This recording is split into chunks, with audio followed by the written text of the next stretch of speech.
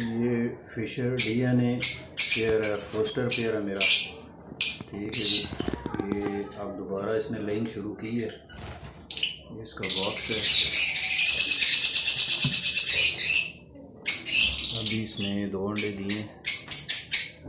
तो ये अगर चाहिए और डीएनए के साथ है, ठीक है।